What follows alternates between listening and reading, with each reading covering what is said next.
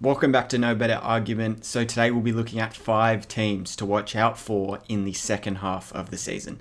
So let's get started. Number 1, the New Orleans Pelicans. They sit at 15 and 21, 3 games out of the 10th spot. They're at a bit of a crossroads here because we know they have a huge war chest with the Anthony Davis and Drew Holiday trade, but then they have some good young pieces on the team, obviously headlined by Zion, that unless he gets injured, it's hard to see him being able to bottom out enough to be able to compete with a Minnesota or Houston to, get a really high pick. So it'd be interesting to see if the buyers or sellers at the deadline. A few guys that could potentially be on the move for them are Eric Bledsoe, potentially JJ Redick, or even a guy like Nicola Melli, who's a stretch big that could be helpful to some teams that, are very much in the playoff race themselves. The thing that they have going for them is they own the tiebreaker against the Grizzlies, who currently do sit in 10th spot. So if New Orleans can work their way up to, be tied with the Grizzlies, they've already won 2 out of the 3 games they're playing against each other this season. So that's in their favor. Who knows what they'll do? One thing's for sure is they're going to have a lot of first round picks in the coming seasons. Coming in at number 2 is the LA Clippers. Now, they got off to a very fast start this season. Their first 3 weeks were super impressive. Paul George was on his revenge tour. Kawhi was playing great. The team itself was looking to right the wrongs of what occurred in the bubble. And now they've kind of been quiet since because they sit 4th in the West, game and a half ahead of the Blazers. And due to teams around them, other contenders making moves, whether it be the Brooklyn James Harden trade. They've recently just, signed Blake Griffin as well. I'm sure the Lakers will be in the market for a few buyout guys, potentially an Andre Drummond. So even if the Clippers manage to somehow get out of the West, which will be pretty difficult, I'm not sure how they're going to beat a team like Brooklyn based on the current guys they have. So the only real trade candidate that could get them back anything of value is probably a Lou Williams. Would they be willing to part with a guy like that? I'm not too sure. But the issue with the Clippers is they have no assets. They gave out a lot and gave up a lot in order to have the team they do today. So I can't really see where they go forward. And I think they finish where they currently sit now, which is 4th. And I think they can probably find a way to win in the first round, but I don't think they get out of the second round. Number 3, the Toronto Raptors. They've had a roller coaster season, to say the least. I've broken up their year into kind of thirds to see how they've actually been tracking. So the first 10 games, they were 2-8, disastrous start. But they've started to show a little bit of progression and some positive signs. Their second 10 games, they went 6-4.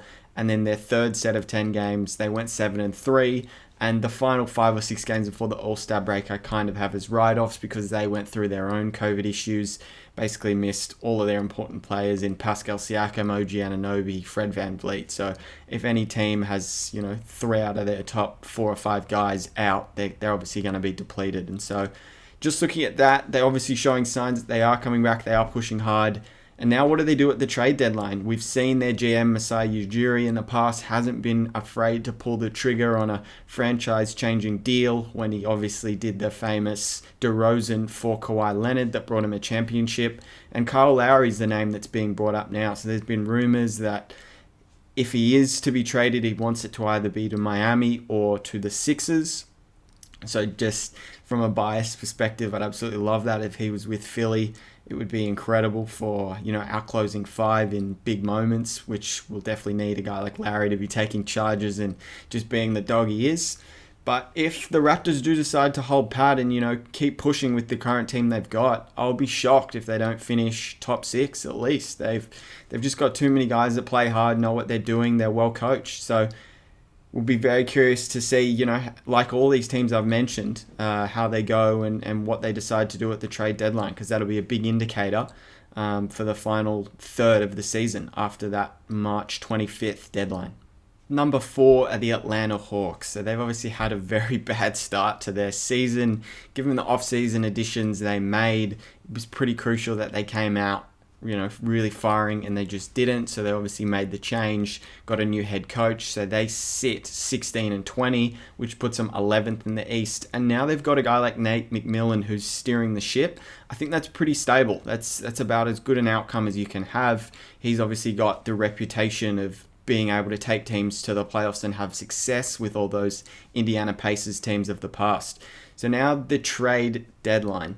So we've got guys like Rondo sitting there, expirings like Tony Snell. You've then got guys who haven't signed their rookie extension in John Collins. So there's some question marks with, the fill out of their roster. Still got a guy like DeAndre Hunter to come back from injury. Bogdan Bogdanovic has just come back from injury. So they're still trying to, piece it all together. There's certainly not a set rotation. McMillan's obviously putting a lot of trust in some veteran guys at the moment. You see Gallinari played nearly 40 minutes in the last game, and that game didn't go to OT. So that's a lot of minutes for, a guy like Danilo Gallinari to play.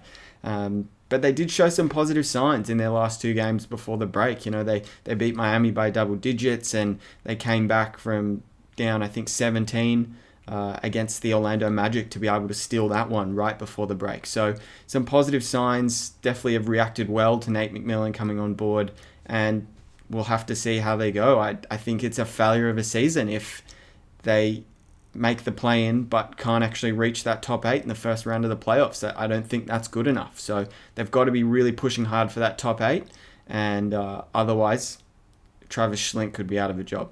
Now, the final team to watch out for in the second half of this season is the OKC Thunder, because they've been the surprise packet in the first half, that's for sure. They've really played spoiler to a lot of teams. They've already racked up 15 wins, which is probably going to kill my under bet. I have them under 21.5, so that's not looking good at all.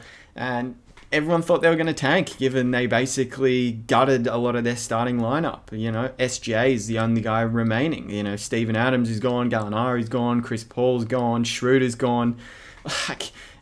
Forgive me for thinking they would be terrible this year, but they've proved a lot of people wrong, and it really puts them at a strong position, that's for sure. Given the assets they have, they're starting to build a bit of a winning culture.